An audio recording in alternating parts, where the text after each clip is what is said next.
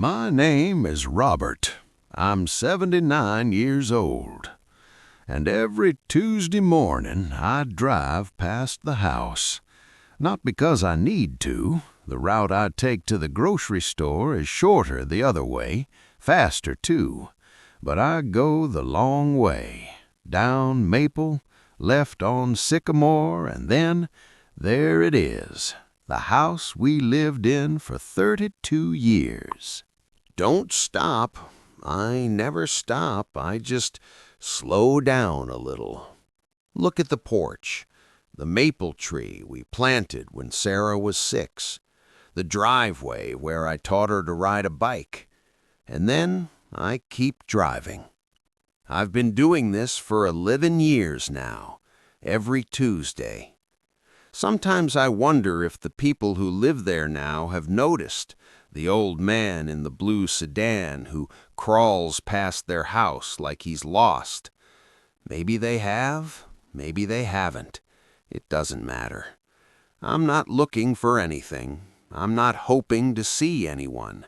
I just need to see it, the house, the place where everything happened, the place where I thought I had all the time in the world.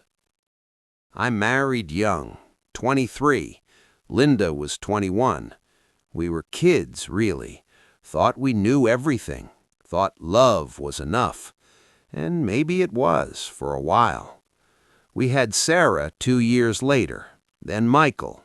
Then the years just started moving, faster than I expected. I worked a lot. I was in sales, always on the road, always chasing the next deal, the next promotion, the next thing that would make us more secure. Linda stayed home with the kids. She wanted to go back to school, get her nursing degree. We talked about it sometimes, late at night after the kids were asleep. When things settle down, I'd say, when I'm not traveling so much. She'd nod, smile, and we'd go to sleep. The thing is, things never settled down. There was always something, a new territory to cover, a conference I couldn't miss, a client dinner that ran late. I told myself I was doing it for them, for us, that I was building something, providing. And I was.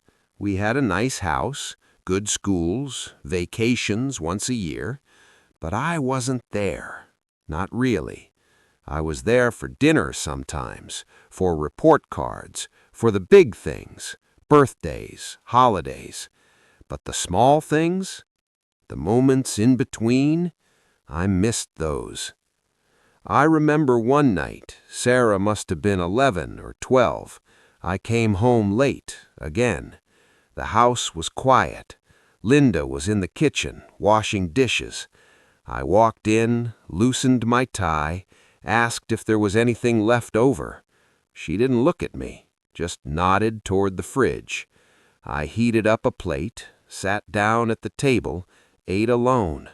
She finished the dishes, dried her hands, and walked past me without a word. I didn't ask why. I didn't ask if something was wrong. I just ate my dinner, watched the news, and went to bed. It went on like that for years. We were polite, functional. We didn't fight, not really. We just existed in the same house. I thought that was normal. I thought that's what marriage became after a while. Comfortable, quiet. I didn't know she was lonely. I didn't know she felt invisible. The kids grew up. Sarah went to college, then Michael, and suddenly it was just the two of us in that big house with all that quiet. I thought maybe things would get better, that we'd reconnect, travel, do the things we always said we'd do. But we didn't. We just kept living our separate lives under the same roof. I'd go to work, she'd go to her book club, her volunteering, her friends. We'd pass each other in the hallway, ask about each other's day. "Fine," she'd say. "Good," I'd say. And that was it. One morning, I woke up and she wasn't there. Not in bed, not in the kitchen. I found a note on the counter. Her handwriting, neat, careful. I need some time. I'm staying with my sister for a while. That was it. No explanation, no anger, no blame, just time. I didn't call her. I thought she'd come back in a few days, a week maybe. But she didn't. A month went by, then 2. I told myself she was being dramatic, that she'd realize she was overreacting and come home. But deep down I knew. I knew I'd lost her a long time ago. I just hadn't been paying attention. She filed for divorce 6 months later. It was quiet, civil. We split everything, sold the house. I moved into an apartment downtown. She moved to Arizona, closer to Sarah. We spoke once after the papers were signed. She called to let me know she'd arrived safely. I asked if she was happy. There was a long pause. "I'm trying to be," she said, and then she hung up. I think about that conversation a lot. The way her voice sounded. Tired, but lighter somehow, like she'd been carrying something heavy for years and finally set it down. And I realized I was the weight. Not because I was cruel, not because I didn't love her, but because I was never really there. I was always somewhere else, in my head, at work, in the next thing, and she spent 30 years waiting for me to come back, waiting for me to see her. But I never did. Not until it was too late. After the divorce, I tried to stay busy. I threw myself into work, took on more clients, more hours, but it didn't help. The apartment felt empty, wrong. I'd come home at night and there'd be no one there, no dishes in the sink, no sounds, just silence. And I hated it. I started driving past the house about a year after she left. I don't know why. I wasn't planning to. I just ended up there one day. I parked across the street, looked at the windows, the front door, the garden Linda used to tend every spring. Someone else lived there now, a young family. I could see toys in the yard, a bike on the porch, and I thought, that used to be us. That used to be our life, and I let it slip away.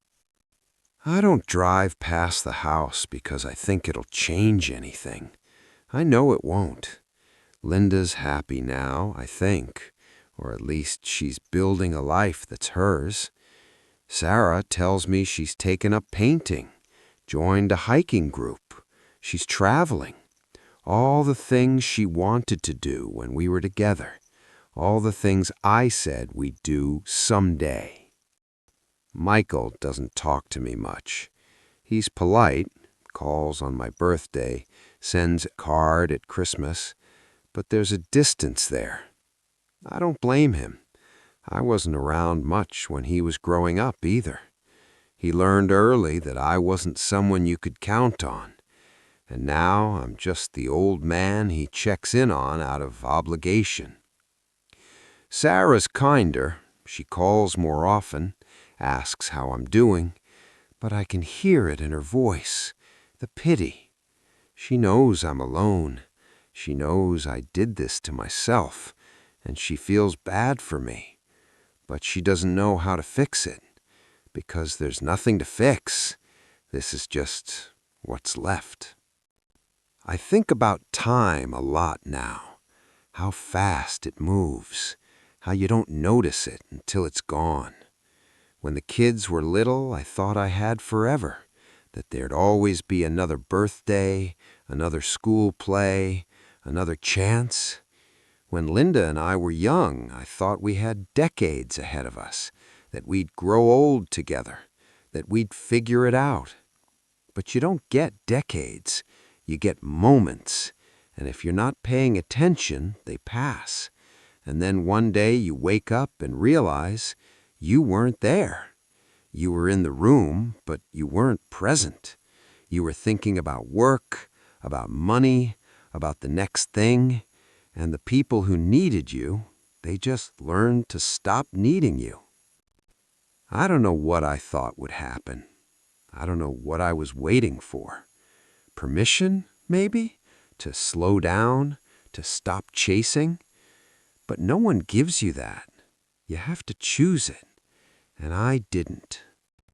Every Tuesday, I drive past the house, and I think about the life I could have had, the marriage I could have saved, the father I could have been, if I'd just stopped, if I'd just put the work down, turned off my phone, sat at the dinner table and actually looked at them.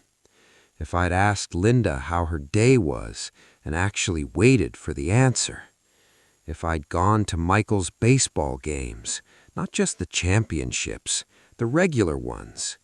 If I'd told Sarah I was proud of her, not just once, but over and over. If I'd been there, really there. But I wasn't, and now it's too late. I'm 79 years old, and I still drive past the house. Not because I think I'll find something there, but because it's the only place I can still see them.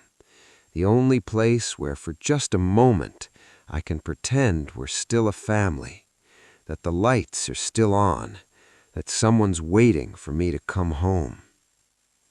If you made it this far, thank you for listening.